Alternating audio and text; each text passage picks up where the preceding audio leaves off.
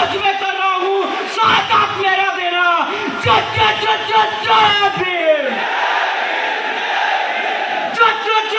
जय भीम। पीछे से आवाज नहीं आ रही है, आगे वाले बुजुर्ग जो लोग हैं इनमें जोश है, पीछे वालों में ठंडा है। एक बार फिर से जय भीम। साथियों, आज का ये ऐतिहासिक दिन अगर यहाँ पर लाखों की भीड़ आती तो भी यादगार रहता या नहीं रहता, लेकिन आज की जिंदगी में ये आज का दिन इसलिए यादगार रहेगा कि जिस दिन हमारी गर्मी, हमारा खून उबल रहा था, उस दिन बरसात भी हमारे गर्मी को शांत नहीं कर पाई, हमारे उबलते हुए खून को, इस समाज के खून को शांत नहीं कर पाई। आज हम यह कहना चाहते हैं कि अगर जंग की ऐलान आपने किया है, अगर जंग की बात आप करते हैं, तो इस जंग को स्वीकार भी हम आज इस सिरोई से करते हैं। इस जंग को स्वीकार भी हम सिरोई से करते हैं।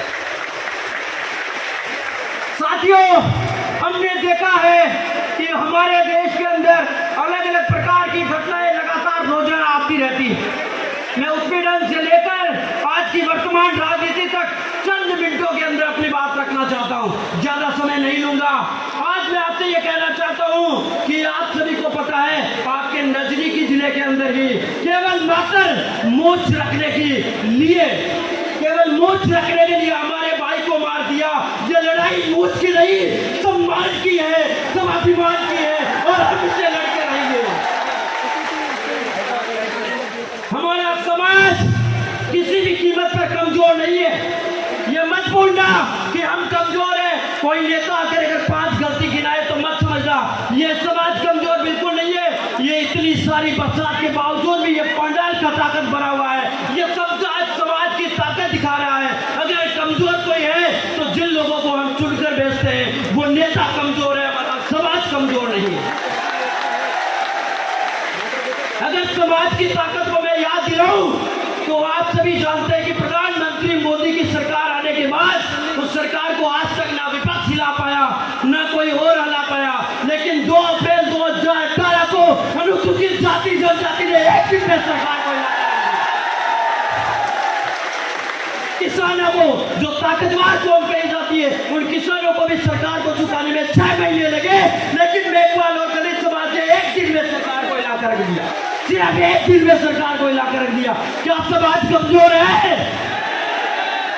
ये ताकत है इस समाज की। अपनी कमजोरी किसी को मत बताओ। हम बहुत मजबूत हैं और बहुत मजबूती के साथ अपनी बात रखेंगे। साथियों, हमारे समाज का एक ही लाल पैदा हुआ था, एक ही महापुरुष पैदा हुआ था, बाबा साहेब डॉक्टर भीमराव अंबेडकर जी, और उन्होंने इस समाज की और इस देश की तकदीर लिखकर रख दी थी। अगर उस समाज की हम उनकी औलादे हैं, किसी से कम नहीं है। हम बाबा साहब अंबेडकर की औलादे हैं, किसी बाप से कम नहीं है। हमारी लड़ाई किसी जाति से नहीं है, हमारी लड़ाई किसी समाज से नहीं है। हमारी लड़ाई तो उस व्यवस्था से है जो सदियों से चली आ रही है, और उस लड़ाई को बाबा साहब अंबेडकर ने तोड़ा और हम भी उन्हें तोड़ कर रहेंगे।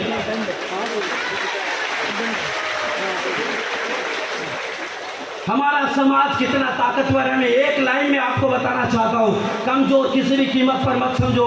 आप जानते हैं आपके जेब में अभी 100 का नोट होगा, 500 का नोट होगा, और उस नोट के ऊपर फोटो किसकी आती है? गांधी जी की। लेकिन आपको एक सच्चाई मैं बताता हूँ कि नोट पर भले ही फोटो गांधी जी की आती हो, लेकिन उस नोट को बनाने वाले bank Reserve Bank of India Baba Saheb doctor Ambedkar की सोच का निर्मित है। नोट भले ही गांधी जी का चलता हो, हुकूमत बाबा साहब अंबेडकर की चलती है।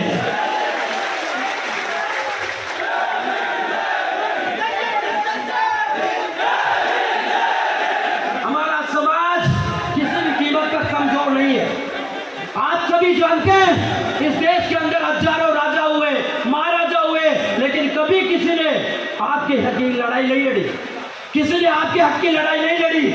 लेकिन बाबा साहब अंबेडकर, जिन्होंने जहां पर राजा पहले रानी की पेट से पैदा होते थे, लेकिन आज की तारीख में हुकूमत आपकी अंगुली पर चलती है। अगर ये समाज सोच ले तो सरकार बदल सकती है, ये समाज सोच ले प्रधानमंत्री बदल सकते हैं, विधायक बदल सकते हैं और मंत्री सरकारें बदल सकती है। साथियों, हम कमजोर नहीं है, किसी भी कीमत पर कमजोर नहीं है। जो समाज एक दिन में केंद्र की सरकार को झुका सकता है, वो कभी भी किसी से कमजोर नहीं हो सकता।